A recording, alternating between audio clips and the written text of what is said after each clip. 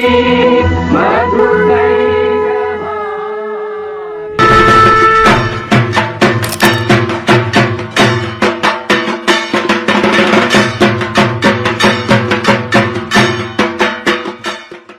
नमस्कार। सन्मार्ग के सभी दर्शकों को शारदीय नवरात्र की अनेक शुभकामनाएं। आज से शारदीय नवरात्र आरंभ हो चुके हैं। आज पहला दिन है। उत्तर भारत में शारदीय नवरात्र की धूम है। मंदिर सज गए हैं। लोगों ने व्रत उपवास माँ के भक्तों ने रखना आरंभ कर दिया है।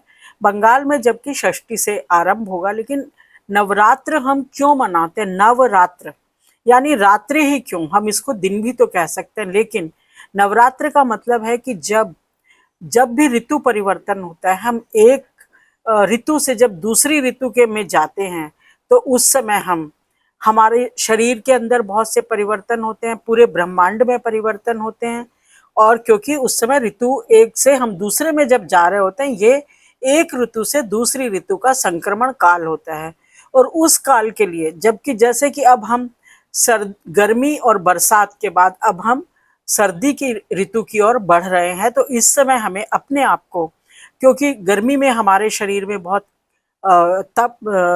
सारा पित्त इकट्ठा हुआ, बरसात में हमारे शरीर में बहुत सारा कफ एकत्र हुआ, तो अब हम उन सब को, हमें उस अपनी बॉडी को बैलेंस करना है, उन सब चीज़ों को अपने शरीर से जो टॉक्सिक है उनको निकालना है।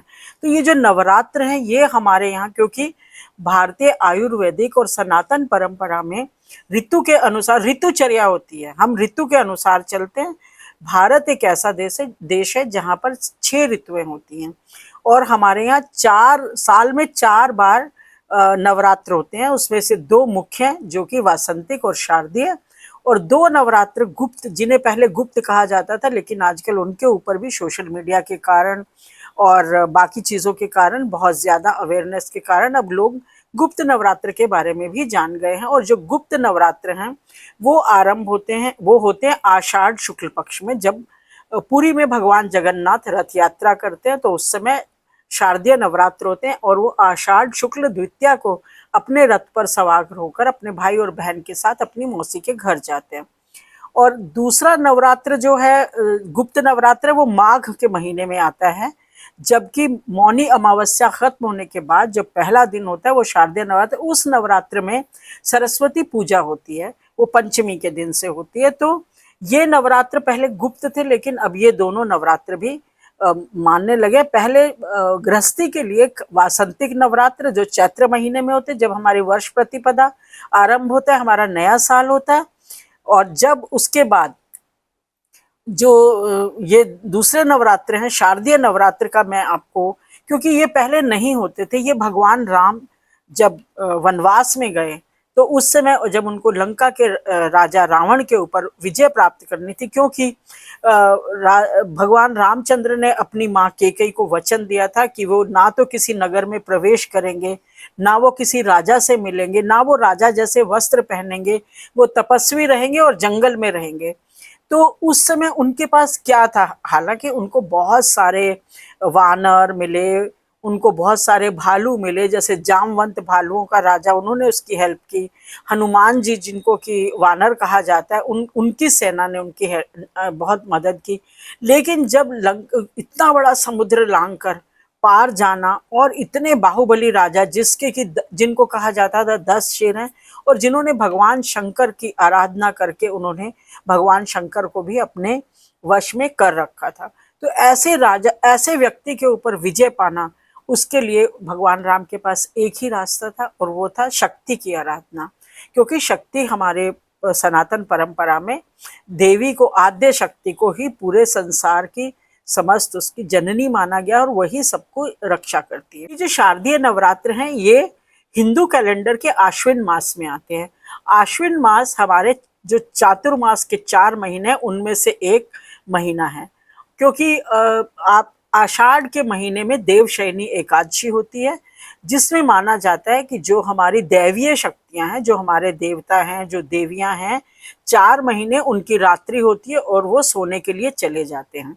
तो उस समय जब भगवान राम को शक्ति की आवश्यकता थी और उनको पूजन करना था, तो उन्होंने उनको देवी को आह्वान करना था, तो अकाल बोधन किया। यानी अकाल बोधन का मतलब हुआ कि जिसका समय नहीं है और हम उसको बुलाएं। मान लीजिए हम किसी के घर भी जाते हैं, रात को 12 बजे तो नहीं जाते ना, तो हम समय से जाते हैं ताकि हम उसके मिलके वापस आ जाए। लेकिन अगर हम किसी के घर रात को 12-1 बजे जाकर उसकी घंटी बजा रहे हैं, तो इसका मतलब हमें बहुत इमरजेंसी है, हमें कोई इतना ज़रूरी काम है कि हम उस व्यक्ति को जाकर उठा रहे हैं, जगा रहे हैं। तो ऐसे ही भगवान राम ने, मैं इसको बहुत साधारण शब्दों में साधारण दर्शक के लिए इसकी व्याख्या कर रही हूँ। तो भगवान राम ने शक्ति का अकाल बोधन किया और उन्होंने देवी माँ को पुकारा, आराधना की और देवी ने उनको शक्ति दी। तो ये जो नवरात्रे हैं ये 9 दिन के होते हैं, ये हम इसकी धार्मिक 9 दिन में जो पहले 3 दिन हैं उनको वो महाकाली, अगले फिर 1 2 3 चौथे दिन से 4 5 6 नवरात्र जो है वो महालक्ष्मी, और फिर 7 8 9 वो महासरस्वती।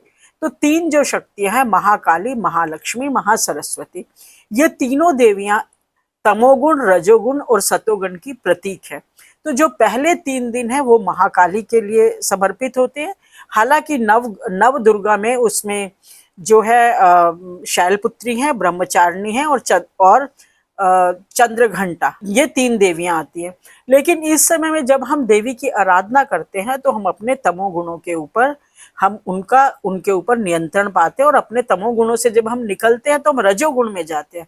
महालक्ष्मी जो है आप सब जानते हैं, ऐश्वर्य की प्रतीक है, धन दौलत की प्रतीक है, सुंदरता की प्रतीक है, कला संस्कृति की प्रतीक है, नृत्य की प्रतीक है, संगीत की प्रतीक है। तो ये रजोगुण है, ये रजोगुण माने कि जो राजसी गुण है ये उनकी प्रतीक है। तो 3 दिन हम 3 नवरात्रे, जिसमें कि 5 6 7 हम महालक्ष्मी की 4 5 6 हम महालक्ष्मी की आराधना करते हैं, और 7वें दिन से हम जो है सात्विक सतोगुण में प्रवेश कर जाते हैं। ये 3 जो अंतिम 3 नवरात्रे हैं वो महासरस्वती के नवरात्रे माने जाते हैं। और अगर आप देखें तो अंतिम दिन है सिद्धिदात्री, कि हमने 8 दिन में जो देवी की आराधना की, जो पूजा की, तो उससे हमें सिद्धि प्राप्त हो। यानी कि जो भी हमने भगवान से, देवी माँ से याचना की, वो हमें सिद्ध करे, वो देवी हमको सिद्ध कर दे। तो इस तरह से इन नवरात्रों का बाइफरकेशन शास्त्रों में किया गया है। इसके बाद हम बात करते हैं कि क्यों इसमें हम अन्न क्यों, मतलब जो हम रेगुलर खाना खाते हैं जैसे हम दाल चावल रोटी, वो हम क्यों नहीं खाते, ये भी एक बड़ा प्रश्न है। ये इसलिए है कि इसका बहुत महत्व है, ये हमारे शरीर के लिए महत्व है। क्योंकि जो मैंने आपसे पहले भी अभी कहा था कि जो हमने गर्मी और बरसात में अपने शरीर में जो टॉक्सिक हमारे शरीर में आए मौसम के कारण, अब हमको उनको संतुलित करना है। तो इन नवरात्र में जब हम आम भोजन छोड़ देते हैं, हम रोटी दाल चावल और जो भी हम खाते हैं, जब हम वो छोड़ते हैं तो हमारी बॉडी का डिटॉक्सिफिकेशन होता है, हम अपने बॉडी को डिटॉक्सिफाई करते हैं। वैसे तो फलाहार का नियम है शास्त्रों में कि आप फलाहार लें, आप दूध पिएं, आप दही खाएं, आप फल खाएं। तो इससे क्या है कि आपकी बॉडी डिटॉक्सिफाई हो रही है, आपका सिस्टम क्लियर हो रहा है, क्लीन हो रहा है। और अब तो आप देख रहे होंगे कि आजकल तो इतना हेल्थ को लेकर लोग बहुत कॉन्शियस हो गए, बिना नवरात्र के भी डिटॉक्सिफाई करते हैं। लेकिन ये 9 दिन बहुत महत्वपूर्ण है, इसमें शक्तियां जागृत होती हैं। एक तो आप अपने शरीर को डिटॉक्सिफाई करते हो, क्लिनजिंग करते हो, और हाँ, इस समय में हम ऐसा भोजन खाते हैं जो कि हम आम दिन में नहीं खाते। नवरात्र में हम आम दिनों से अलग भोजन खाते हैं, जैसे कि हम कुट्टू का आटा, सिंघाड़े का आटा, फिर चौलाई खाते हैं। फिर उसके अलावा हम ड्राई फ्रूट काफ़ी लेते हैं। मखाने का बहुत महत्व है, मखाने जो है वो शरीर को कैल्शियम देते हैं। कुट्टू का आटा अगर आप देखिए कि विदेशों में तो इसकी कुकीज़ बनती हैं, और इससे क्योंकि जो थायराइड है ये उसको कंट्रोल करता है और हमें बहुत सी ताकत देता है। और चौलाई जो है वो भी हमें बहुत फ़ायदेमंद होती है। तो ये जितनी चीज़ें हम खाते हैं वो हमें एक्स्ट्रा मिनरल, एक्स्ट्रा पावर हमारी बॉडी को देती हैं, और एक्स्ट्रा जो हमारी विटामिन्स चाहिए वो हमें इन चीज़ों से मिलते हैं। तो इसलिए इसको जो विधान है फलाहार का वो भी, और कुछ लोग तो पूरे 9 के 9 नवरात्रे कुछ भी नहीं खाते, खाली दूध पीते हैं, और बहुत से लोग लौंग का व्रत रखते हैं, 2 लौंग रख के खाते हैं, उसका सबका महत्व, और उसके साथ साथ शक्ति की साधना करते हैं। जब हमारा तन सधेगा तो हमारा मन सधेगा। इसलिए भी ये व्यवस्था है, इस तरह का एक नियम है कि यदि आप कम खाएंगे और बहुत हर रोज का अन्न नहीं खाएंगे तो आपका पूजा पाठ में मन लगेगा। तो इसलिए इन दिनों में जो हम तन और मन हम दोनों को साधते हैं, इसलिए ये जो नवरात्रि है इनका हमारे जीवन में बहुत महत्व है, धार्मिक भी है और हमारे आध्यात्मिक भी है और हमारे आयुर्वेदिक भी बहुत महत्व है। तो इसलिए हमारी ओर से आपको बहुत शुभकामनाएं। हम चाहेंगे कि हमारे दर्शक जो है इन नवरात्रि में उनको तन मन धन तीनों से माँ देवी जो है उनको वो उसकी साधना करें और देवी से उनको सिद्धि और वरदान मिले। आपका बहुत बहुत धन्यवाद और एक बार फिर आपको नवरात्र की अनेक शुभकामनाएं। दिल्ली से मैं सर्जना शर्मा, सन्मार्ग के लिए।